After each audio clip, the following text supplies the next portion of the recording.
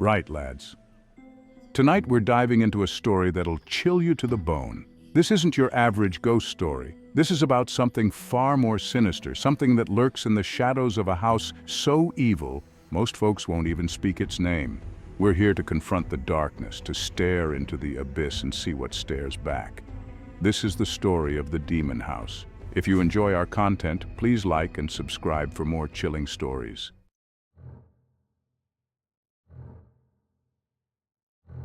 This isn't just some spooky story, folks. This is real. This is raw. We're talking about a place where the veil between our world and the next is thin, paper thin. A place where the demonic can seep through and wreak havoc on the living. Imagine the terror of feeling a cold hand on your shoulder, the breath of something evil whispering in your ear.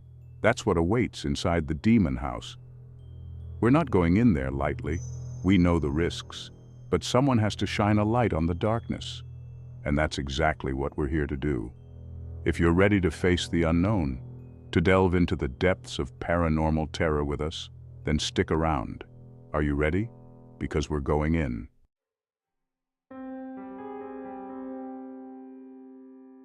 Before we step inside this den of evil, we need to understand its past. Built back in 1885, it stands as a monument to Victorian architecture. But don't let its once grand facade fool you. The land itself was said to be cursed by Native Americans, a burial ground disturbed, a sacred pact broken. Local legend claims that a malevolent entity was unleashed when the foundations were laid, its anger and hatred seeping into the very bricks and mortar. The first owners, the Harringtons, moved in with dreams of a prosperous life. Little did they know they were walking into a nightmare. Then came the fire. A raging inferno that ripped through the house, consuming everything in its path. The surviving Harringtons fled, abandoning the charred remains of their home, their lives forever scarred by the horrors they witnessed.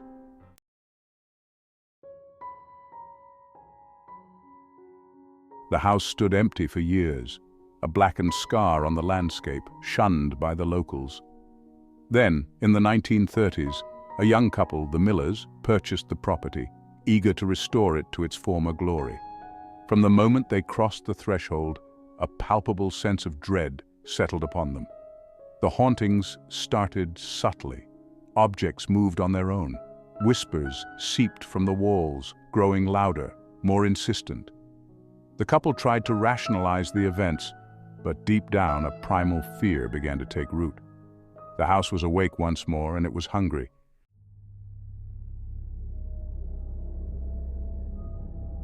The stories of the Miller family's descent into madness spread like wildfire through the town.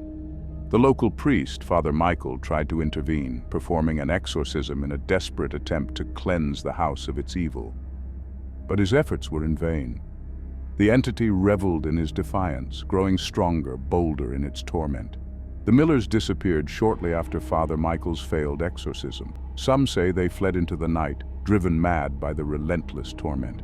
The house stood empty once more, a beacon of darkness, a monument to the evil that lurked within. But we're not like the others. We're here to confront the darkness, to unravel the secrets that this house guards so jealously.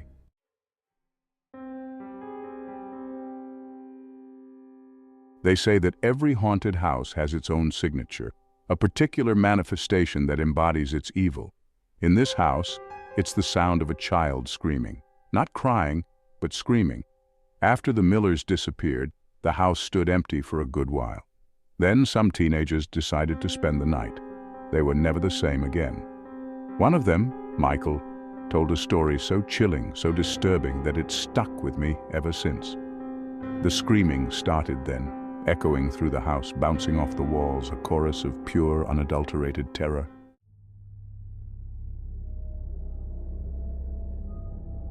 Michael and his mates ran as fast as their legs could carry them, never looking back. Word spread, and soon even the most skeptical of townsfolk refused to go near the house. The Petersons, a God-fearing lot, bought the house at auction, believing they could banish the darkness. But the house had other plans. They started finding strange things. Children's toys left in odd places, writing on the walls. Mr. Peterson researched day and night, desperate to decipher the messages. He finally found it, a match in a book on ancient demonology. The symbol, etched into the plaster above the fireplace, was the sigil of Asmodeus.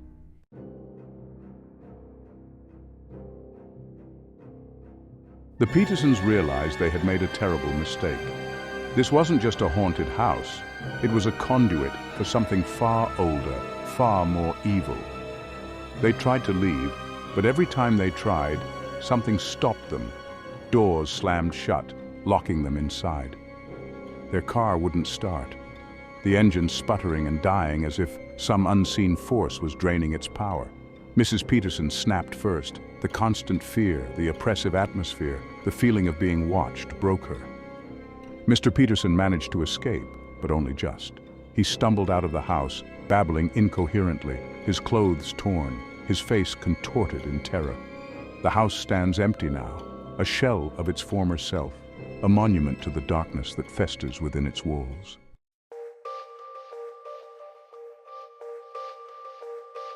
Right, lads. We've explored the chilling history of the demon house. Tonight, we have the somber privilege of speaking with Sarah, the only surviving member of the Peterson family. Sarah recounted her time in the house with a chilling clarity that sent shivers down my spine. She spoke of the oppressive atmosphere, the constant feeling of being watched, of unseen eyes peering at her from the shadows. The children's toys were the first sign.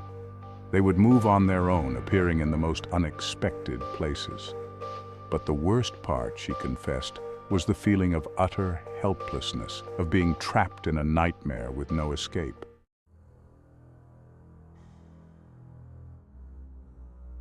As Sarah spoke, I couldn't shake the feeling that we weren't alone. The air grew heavy, charged with an unseen energy, and a palpable sense of dread settled over the room. The shadows seemed to deepen, as if alive, their edges writhing and shifting like dark, oily smoke. Sarah's voice trembled as she recounted the night her mother finally broke. She described waking to the sound of her mother's blood-curdling screams.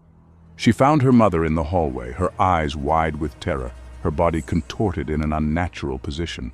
Sarah's father tried desperately to restrain his wife, but it was no use. The entity had taken root in her mind, driving her to the brink of insanity. Sarah's voice cracked with emotion as she spoke of her father's desperate attempts to seek help. He had consulted priests, paranormal investigators, anyone who would listen. But their efforts were in vain. The evil that had infested the demon house was ancient and powerful.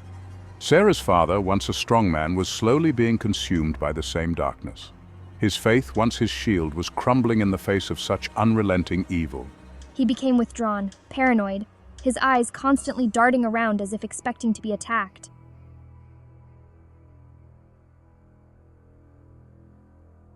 A glimpse into the abyss. Sarah's story painted a chilling picture of the evil within the demon house. It wasn't content with simply haunting its victims. This entity sought to break its victims, to strip away their sanity. Sarah spoke of the guilt that plagued her, surviving when her parents had not. She believed she was spared to warn others to stay away. As we concluded, the atmosphere lightened slightly, but the feeling of unease lingered, a reminder that the evil was far from dormant.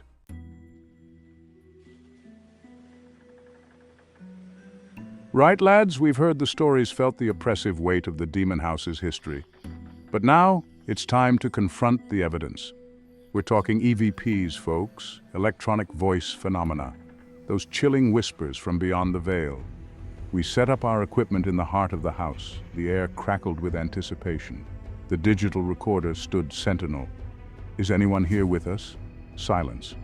Just as we were about to pack up, we heard it. A faint whisper, cold and filled with malice. "Get out," it hissed, sending shivers down our spines. The evidence was right there, captured on tape.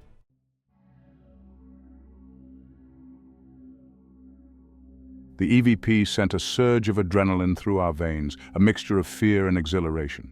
We were onto something real, something that defied rational explanation. But the demon house wasn't finished revealing its secrets. As we continued our investigation, armed with EMF readers and infrared cameras, we encountered a series of increasingly disturbing events. The EMF reader, a device designed to detect fluctuations in electromagnetic fields, spiked wildly in certain areas of the house, particularly in the nursery and the master bedroom where Sarah's parents had slept.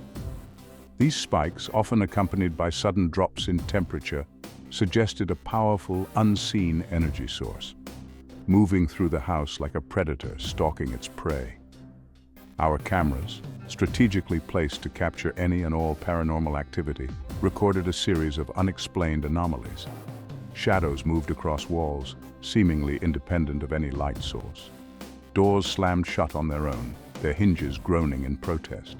A child's toy, a porcelain doll perched on a shelf in the nursery, was caught on camera, rocking slightly back and forth, as if pushed by an invisible hand.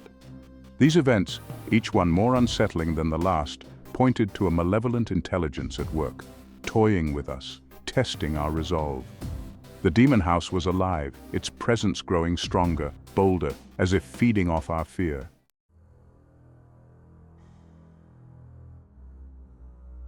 The tension in the house was palpable, a suffocating blanket of dread that seeped into our bones.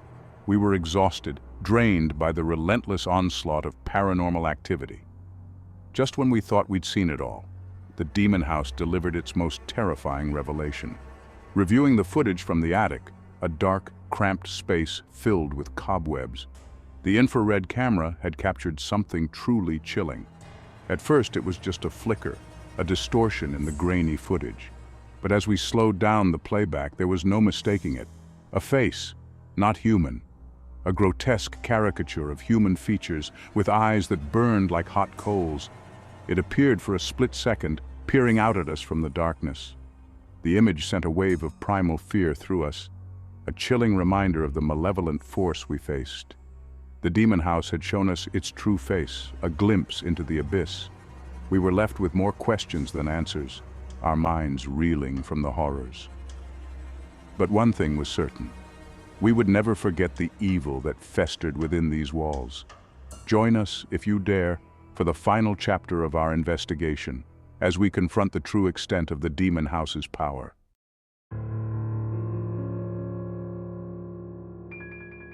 Lads, we've spent the last few hours knee-deep in the darkness of the demon house, piecing together its gruesome history, hearing the chilling testimonies of those who've crossed its path, and witnessing firsthand the chilling evidence that suggests a powerful, malevolent force resides within those walls. It's been a harrowing experience, one that's shaken us to our core. This isn't just an old house with a few spooky stories attached to it.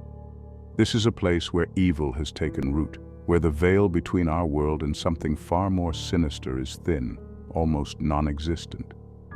The air itself feels heavy here, saturated with the residue of unimaginable terror and suffering. We've seen the sigils etched into the walls, heard the disembodied voices echoing through the empty halls, and captured the fleeting glimpses of something inhuman lurking just beyond our perception. The demon house, it seems, isn't content with simply existing. It feeds off our fear, our curiosity, our very presence within its domain. It toys with us, revealing just enough to draw us deeper into its web of terror, but never fully revealing its true nature. It's a predator, patient and cunning, content to wait in the shadows for the perfect moment to strike. We came here seeking answers, hoping to shed light on the darkness that has plagued this place for over a century. But what we found was something far more profound, far more unsettling than we could have ever imagined.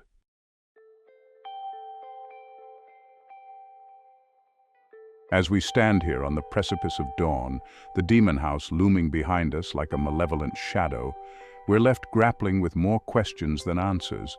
What is the true nature of the entity that resides here? Is it a demon, a vengeful spirit, something else entirely, something that defies our understanding of the natural world? Why this house? Why has this place become a conduit for such concentrated evil?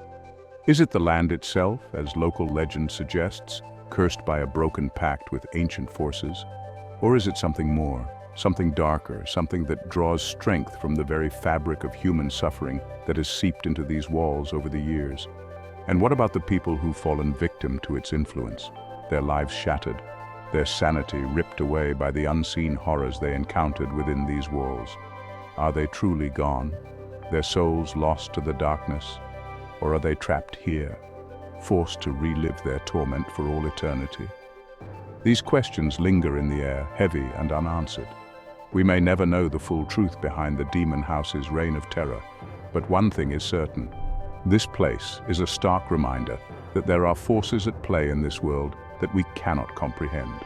Forces that exist beyond the realm of our understanding.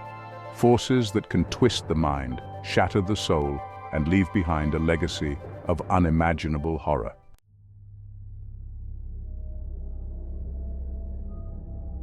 We're leaving the demon house now, stepping back into the relative safety of the dawning day. But the experience will stay with us, etched into our memories, a chilling reminder of the darkness that lurks at the edges of our perception. We urge you, dear viewers, to heed our warning. This isn't just a scary story, a campfire tale to tell on a dark and stormy night. This is real, this is dangerous. If you ever find yourself drawn to a place like this, a place with a dark history, a place where the air feels heavy with unseen menace, turn back. Don't tempt fate. Don't give in to your curiosity. Some doors are best left unopened, some secrets better left buried. The darkness is always listening, always watching, waiting for us to let our guard down, to invite it in. Remember, as you turn out the light tonight, that the world is a far stranger, far more terrifying place than we often care to admit. And sometimes, the things that go bump in the night are best left undisturbed.